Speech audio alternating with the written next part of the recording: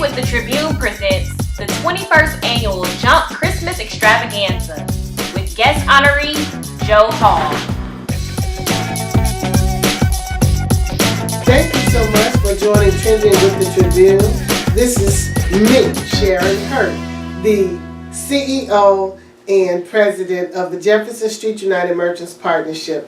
I am so excited to talk about our upcoming Christmas Extravaganza, which is going to be held on Thursday, December 7th. And I have one of our award recipients here, Joe Hall, who is the president, the founder of Hall Strategies, who's been an amazing support to J.U.M.P and to me personally. Joe, why don't you tell the people about yourself? Well, thank you, Sharon. I'm Joe Hall. I founded Hall Strategies, which is a Nashville-based public affairs firm, in 2004. I've been in public relations since the early 90s, and before that I was a newspaper writer at the Commercial Appeal in Memphis, which is my hometown, and went to school at the University of Memphis, then Memphis State University. That's right. I grew up in Memphis and moved to Nashville in the early 90s, and love it here. It's become home. For me too. That's you right. know, I'm from Memphis, and I came here for school as well, and love it here and just never left. Memphis is one of the things that bonded us. We have a lot to talk about as it relates to University of Memphis basketball, Right. and our hometown. Right, Memphis State to me. Yes, and for me, you can tell I'm old enough. I'm Memphis State. So why don't you I know you probably don't realize how much you have impacted us, but if you remember, you're the one that actually started us with our golf carts and using the golf course for the Jazz and Blues Festival to try to help make things a little bit easier for us as we continue to go around with our festival and especially on the bridge because of that hill. You remember? I do remember, but I think it starts before that. And the first time that I met you, there was an issue that was going on in the city that was being discussed. That's and true. There was a community meeting that J.U.M.P was going to host, and I attended and met you for the very first time. That had to be more than a dozen years ago. Right. And I think we hit it off, but you also insisted that I understand about J.U.M.P. Okay. So we had a meeting, and you did what you do very well, which was demonstrate being a passionate advocate for J.U.M.P and your mission. And I was very impressed by that. Okay. So I think that was really my first introduction to J.U.M.P and set the stage for what you're talking about, which is when Sharon Hurt calls and asks for help. It's not just me. I think it's lots of folks who are very responsive and want to make certain that they contribute what you need and make certain that J.U.M.P's successful. And I so appreciate that, and those are very kind words for you to say, but I really do appreciate that because we try to serve the community and meet them where they are, serve the businesses, and it's very difficult for people to understand what we do with J.U.M.P and the businesses because it's an intangible thing. It's not something that you see in exchange of what it is that we do, but to advocate for the community, to celebrate and talk about the history, and for you, a non-traditional person, for this community to support, to give your time, your money, and to contribute means so much. And I think it helps us as we try and request for others to come. So having you is a major thing for me and for the community. Because you have done a lot community-wide in Nashville.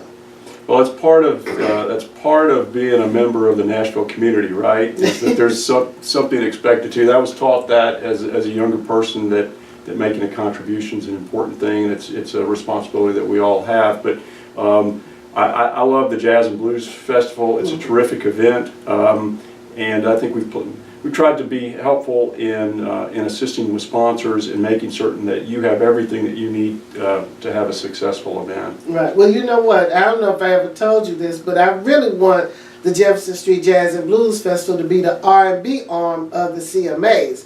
Because, I mean, y'all make a whole lot of money for that. And that's what we need over here. You know, we still consider ourselves a grassroots organization, but we're trying to get to the rooftops. you know, and it takes that money to do that. Well, it is Music City, and that's all kinds of music. Right. And the Jefferson Street Festival makes a big contribution to that, and it's a lot of fun. So let me ask you, I know you were surprised when I told you that we wanted to recognize you. How did it make you feel? Made me feel good. Getting acknowledged for things is not anything that's on my list of things to do, but I am very appreciative, and it felt very warm coming from you and from J.U.M.P. Mm-hmm. Well, we certainly do appreciate you, and I think that this event itself, you know, we used to have it at 15th Avenue Baptist Church and in the evenings, and we moved it to a luncheon that's being held at Meharry Medical College in the Cal Turner Center. And last year was our 20th anniversary, and we just wanted to step it up a little bit, and it was wonderful. We had such a great response. It's the reason why we decided to do it again this year. And I think you attended last year, did you not? We were a proud sponsor last year, and we're really impressed with the crowd. It was terrific. I'd been to the event in years past, right. And it was really impressive to see such a strong turnout. Yeah, I thought so too. I thought that it was really good for us to break bread together, you know, and have other people come and do it in a fashionable way.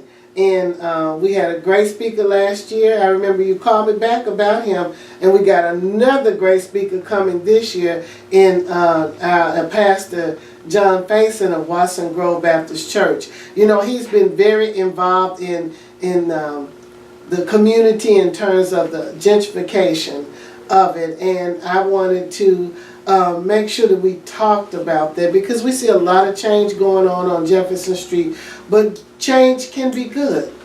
But that doesn't mean that we have to lose what we have, but we can add to what's already there and make it bigger and better for everyone.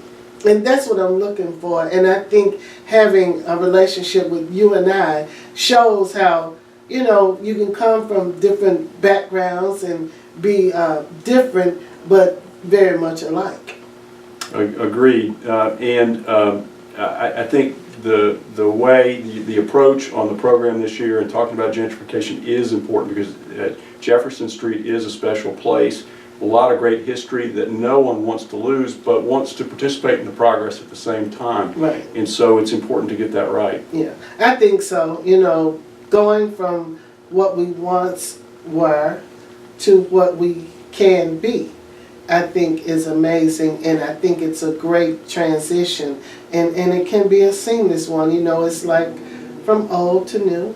You got to have that balance, and I think that's what it brings, and that's what I'm really about, is having that balance and not losing, but embracing and engaging those. And that's the thing that I appreciate about you, is that you didn't invest your money, but you engaged yourself into the community, and that's what I'd like to see from others. So I want people to know that you are an example, a role model of the kind of person and persons that we need to support the efforts that we do every day in trying to make a difference in the community.